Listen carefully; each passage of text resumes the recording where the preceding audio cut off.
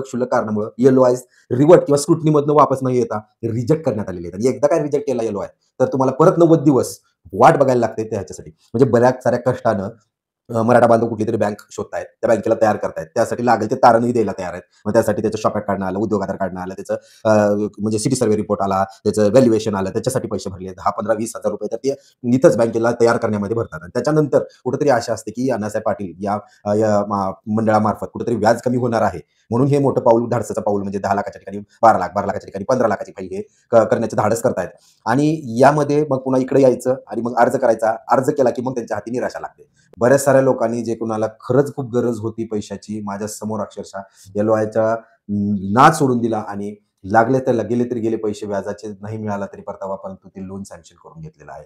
म्हणजे जिथं त्यांची कॅपॅसिटी 10 लाख रुपये भरायची होती व्याजासकट, तिथं त्यांनी 15-15 लाखाचं लोन घेतलेलं आहे.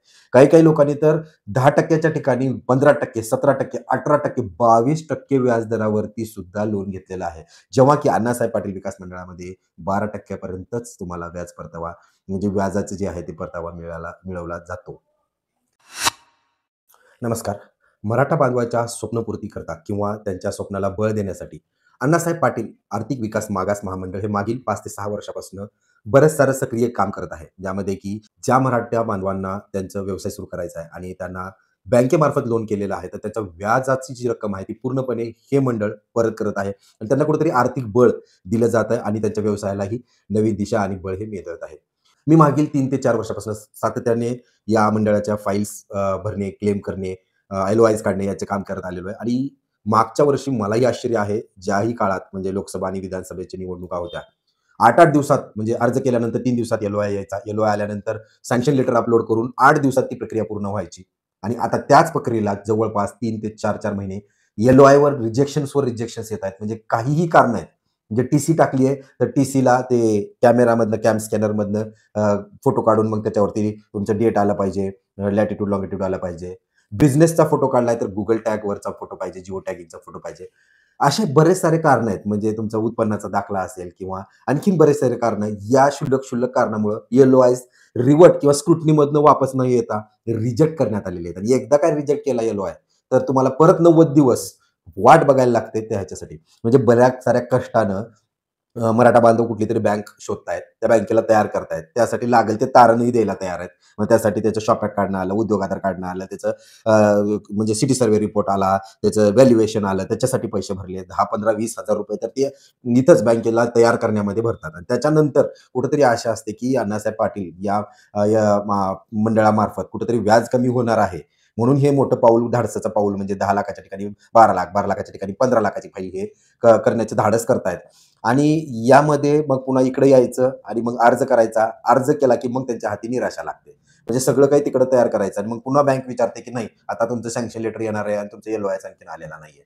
बऱ्याच साऱ्या लोकांनी जे कुणाला खरंच खूप गरज होती पैशाची, माझ्या समोर अक्षरशः LOIचा नाद सोडून दिला आणि लागले तर गेले तरी गेले पैसे, व्याजाचे नाही मिळाला तरी परतावा, परंतु ते लोन सँक्शन करून घेतलेलं आहे. म्हणजे जिथं त्यांची कॅपॅसिटी 10 लाख रुपये भरायची होती व्याजासकट, तिथं त्यांनी 15-15 लाखाचं लोन घेतलेलं आहे. काही लोकांनी तर 10% ठिकाणी 15%, 17%, 18%, 22% व्याजदरावरती सुद्धा लोन घेतलेलं आहे.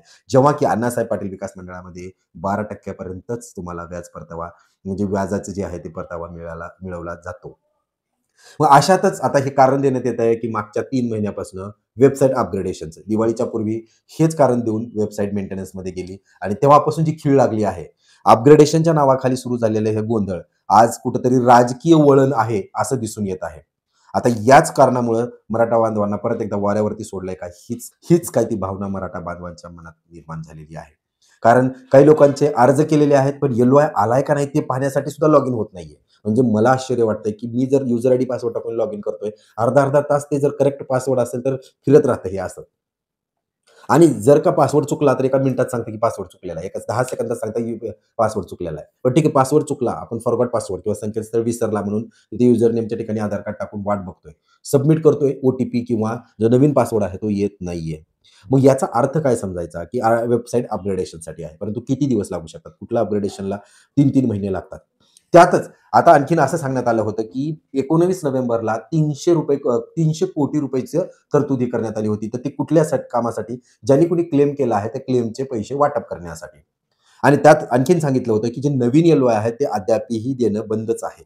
मग नवीन एल-ओ-आय बंद आहेत, ज्यांचे जुनं वाटप आहे त्यालाच गती मिळणार होती. चित्र असेल तर जे नवीन लाभार्थी आहेत अर्जकर्ता आहेत त्यांना निराशाच हाती लागली. आता हे पोर्टल अपग्रेडेशन म्हणता कुठेतरी राजकीय वळण आलेलं दिसून येत आहे. कारण अण्णासाहेब पाटलाचे जे अध्यक्ष आहेत किंवा त्यांचे चिरंजीव नरेंद्रजी यांच्या मार्फत सातत्यानं पाठपुरवठा केला जातोय. परंतु त्यांना मागच्या 1.5 ते 2 महिन्यात यशही आलेलं दिसत नाहीये. माध्यमांशी बोलताना त्यांनी व्यथा व्यक्त केली, की बाबा मी निवेदनं दिलेली आहेत. म्हणजे जे कुठल्या विभागामार्फत हे येत आहे म्हणजे फायनान्स मिनिस्टरच्या अंतर्गत हे महाराष्ट्राच्या येत आहे, तर त्याच्याकडं त्यांनी निवेदन दिलेलं आहे. परत त्यांनी वेळोवेळी मुख्यमंत्र्यांनाही निवेदन दिले आणि काल अक्षरशः त्यांनी स्वतः वैयक्तिक भेट घेतलेली मुख्यमंत्र्याची निवेदन दिलेलं आहे आणि या समस्येकडे पाहण्याची विनंती केलेली आहे. परंतु त्यांच्या विनंतीला कितीपट मान दिला जातोय आणि त्याच्यावरती किती कारवाई होतीये, हे आपण मागच्या 3 महिन्यात पाहतच आलेलो आहे. त्यामुळं आशा काही दिसून येत नाहीये, की नवीन एल-ओ-आयज लवकरात लवकर सुरू होतील. आता हे का बंद पडलेत? कुणामुळे बंद पडलेत? पैसा नाहीये म्हणून बंद पडलेत? की आणखीन कुठलं सामाजिक वळण ह्याला मिळणार आहे? हे गोष्टी पडद्याआडच्या आहेत आणि त्याबद्दल चर्चा करणं आपण टाळूया. पण आशा करतो जसंही हे पोर्टल सक्रिय होईल, मी त्याच्याबद्दलची अपडेट्स तुमच्यापर्यंत पोहोचवण्याचा प्रयत्न करेन. त्यासाठी विनंती आहे, चॅनलला सबस्क्राईब करून ठेवा. धन्यवाद.